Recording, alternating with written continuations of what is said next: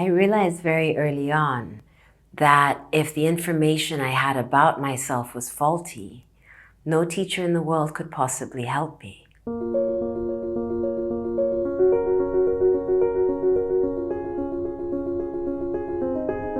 So I went on to a discovery to find what my truths were.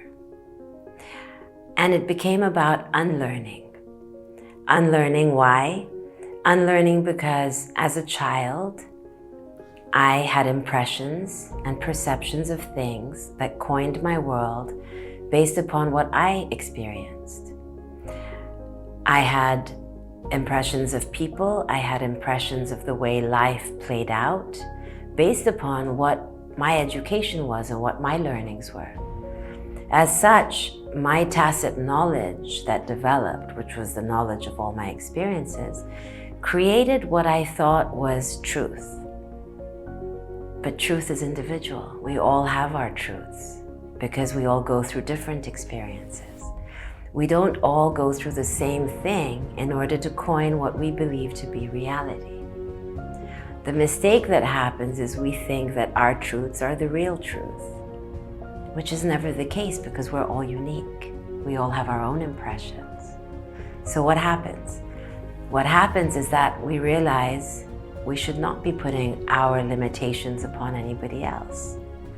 If I believe something to be a fact, it doesn't make it a fact for you. And your fact doesn't become a fact for me, which forces me to actually allow myself and you to respect each other for what we think, without judgment, without any negative connotation, because each of our truths are unique. What happens in the unlearning process is we realize very simply that everything we think is not necessarily true. My story is my story and your story is your story. What we realize is there's your truth, my truth, and a real truth. So this allows us to actually become much more relaxed, less judgmental, less opinionated, and more open in allowing other people to be who they are and not forcing them to fit the model that we want them to have in their minds, in our minds. It allows us to create boundaries where we respect each other and understand each other and appreciate each other as we are, not forcing someone to become like we are because it suits us. Now, if I'm wearing glasses and they are shattered, everything I'm looking at is shattered. Therefore, I have a shade of nuance about anything I'm perceiving. How can I feed those as truths to somebody else? Now, if I'm wearing pink glasses, and why don't you put on some pink glasses? Then everything changes into rose. The world looks different. Now, I come and speak to you and I coin my truths with shattered glasses or in pink glasses. What impression are you going to have? And which context is true? Which aspect of it is true? Off with the pink glasses. So what ends up happening is that we have to perceive things very carefully. We have to be cautious in what we define as being a reality. Because anything I say speaks about me. Anything you say speaks about you. You go and talk negative about another human being, it's actually reflecting upon you, not on the person you're speaking about. So it begs caution. There are two ways of perceiving things, inward out or outward in.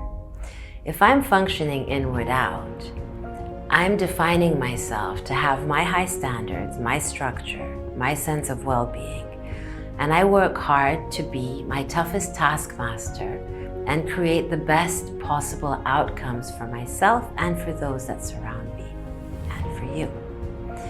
If I'm functioning outward in, I'm worrying about what you're thinking about me. I'm worrying about what everyone else's impressions are, and I'm not peaceful within because I'm busy interpreting everybody else. So what's really important becomes to be able to perceive your truths from within you with comfort, a sense of peace, knowing that you're doing your best, and allowing that to become your norm. We all have a child within us. That child has stayed with us from the moment we're born. Any impressions we're holding can stem as far back as our childhood. What we all need is coping mechanisms, the ability to cope with anything that happens to us. It's not about what happens, it's more about how we cope and how we're able to lift off any situation, knowing that it's very possible to do so. So let's not project our truths onto others, and let's not allow them to project them onto us. Let's respect each other, understand each other, and be willing to listen to each other. Thank you for listening. I hope that this was able to bring you some sense of peace and reflection, and I look forward to seeing you next time.